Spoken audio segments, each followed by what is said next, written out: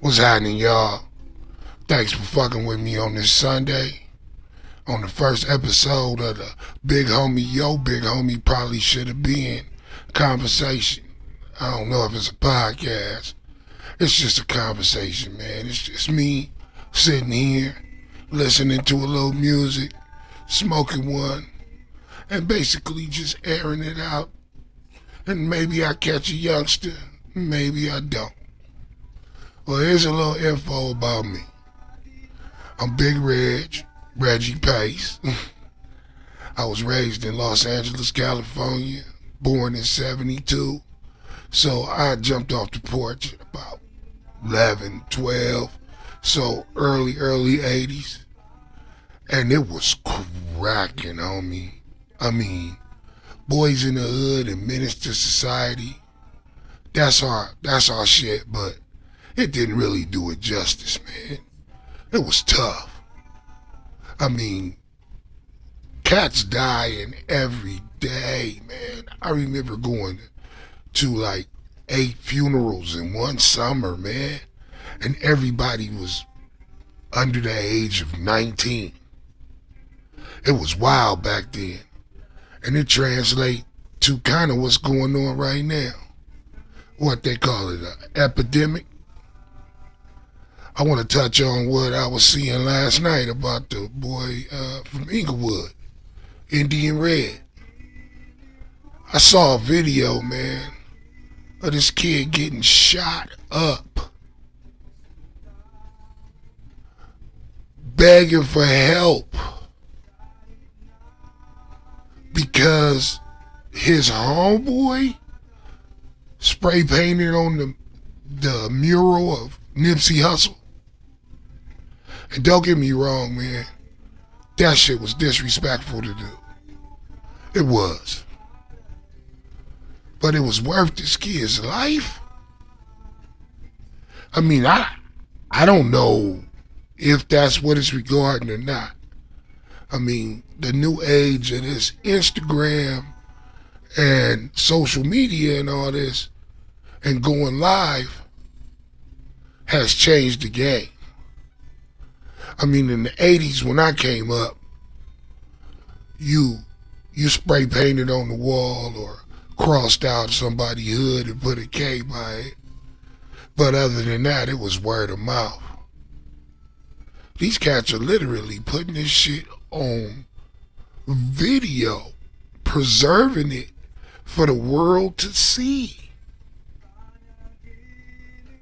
Fuck your dead homies. And naming them by name. That shit is insane, man. But I guess it's the evolution of what we do. The technology advances, so what we do advances, huh? Like in sports, bigger, stronger, and faster. I guess these cats is more vicious and grimy and nastier. I mean, but with a little conversation, maybe we can wake a few of these dudes up, man. So I want to say rest in peace to the youngster Indian Red. Yeah, it was real disrespectful to the neighborhood. I'm an 11th Avenue nigga from the heart avenues. But I'm also a father, man. And I'm a human being first. And seeing this dude, blood coming out his mouth, begging for help.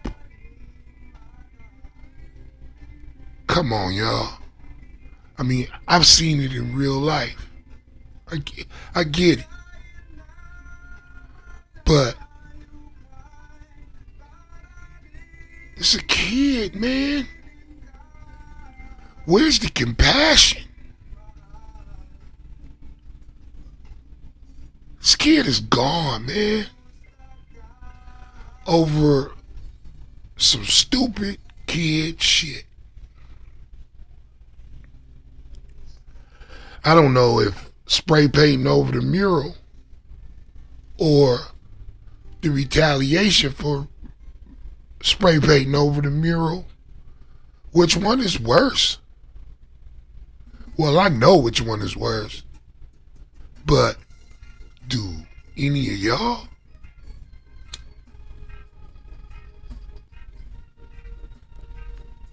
Y'all already know what that is.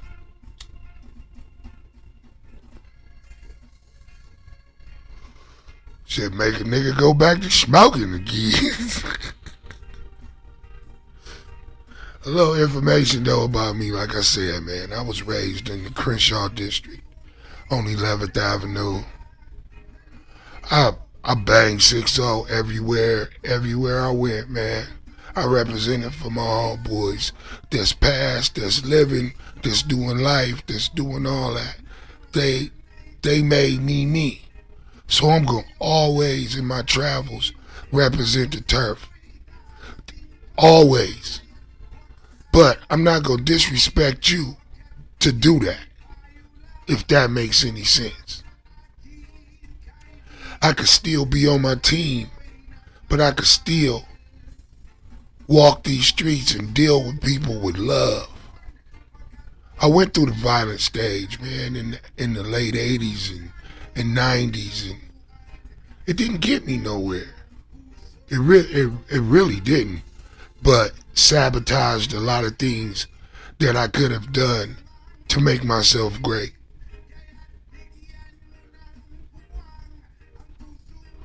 Man, I got kicked out of damn near every school I went to. Let's see, I started out at Hyde Park Elementary. I got kicked out of there in 3rd grade for fighting. Then my mom sent me to probably one of the best things ever happened in my life. She sent me to First Church of God Christian School on 8th Avenue.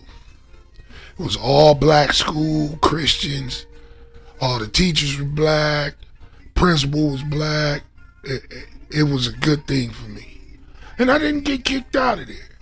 They worked with. I stayed in trouble. But they would fuck you up, man. Pastor Reed was a big dude, man. I mean, a big dude, like 400-pound big dude. And they had a paddle, a wooden paddle with holes drilled in it. And the name of it was Say When. Basically, say when you've had enough. And bow down and follow these rules. So, I learned how to play the game really well and navigate through there and not have to visit Pastor Reed too much.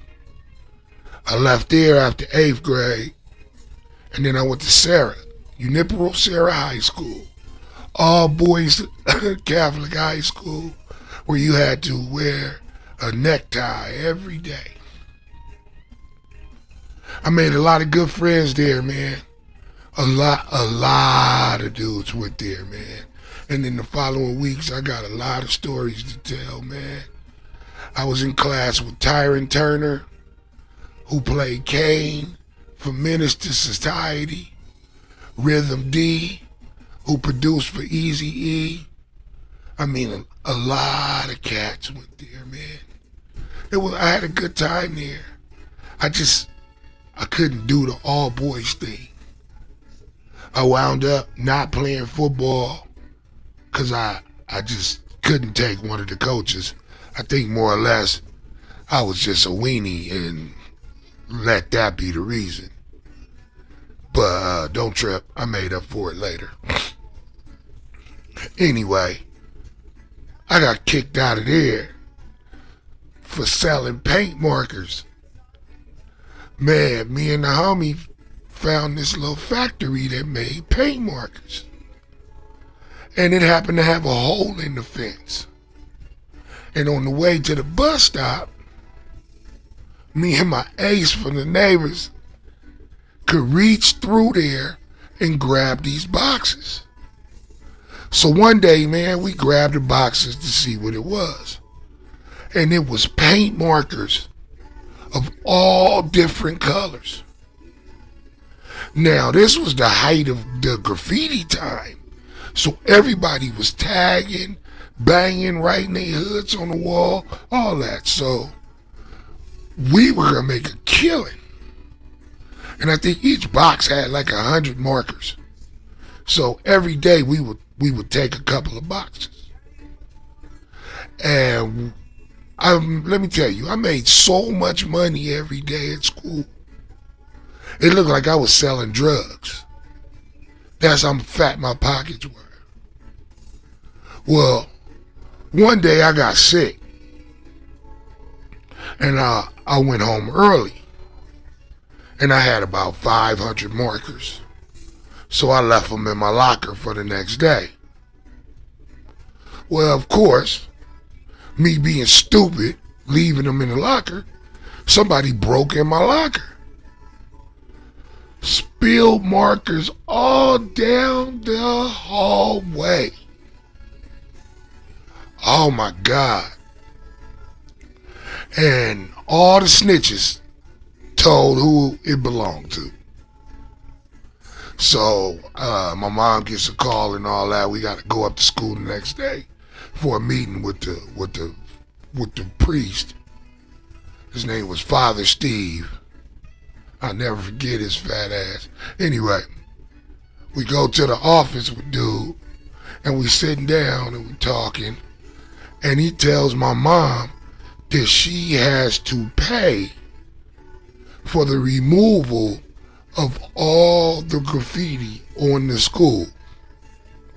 Well, in the future, you'll know a lot more about my mom. My mom is hood, man. She ain't for that bullshit. So basically, it was fuck you and your school. Come on, Reggie. And that was the end of my days at Unipro Sarah. So I wound up having to spend the last 3 months of my 9th grade year at Horseman Junior High School, right in the middle of the hood. And man, I started wilding. I hooked up with the homies. They showed me the back gate.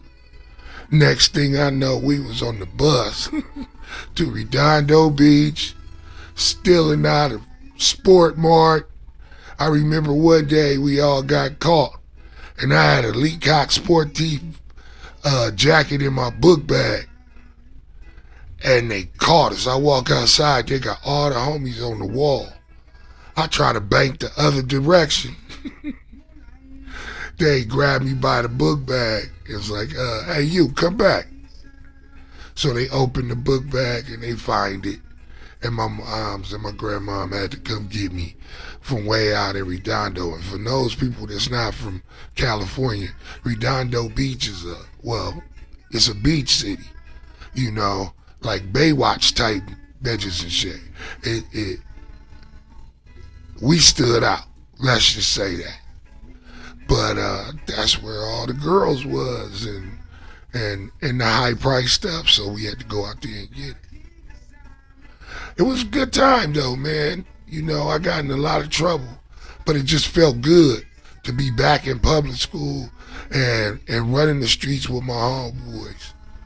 It was really, really good, man.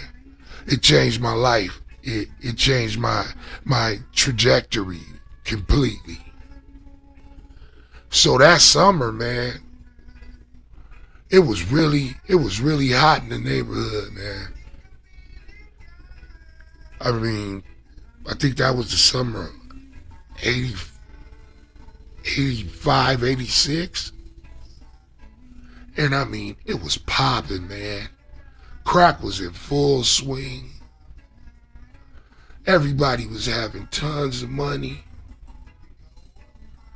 And the police were acting a complete fool. I mean, beating the shit out of you and taking you to another neighborhood and leaving you there, or crossing out people's hoods and saying that another hood did it to start a war. I mean, it was a crazy time, man. Like the movies, the TV show Snowfall, It don't really do it justice. I mean, everybody was Franklin. Everybody was Franklin. And we was running the streets playing freeze tag with guns. It was another type of jungle. And we had to survive that. So I guess, we didn't talk long enough today. We're going to pick back up next Sunday, right where I left off. But remember one thing. I hope what I've gone through can spawn you to do something great. We going to talk about it. Holla at the homie that your homie probably should have been. You can trust your boy. Peace out. We all neighbors.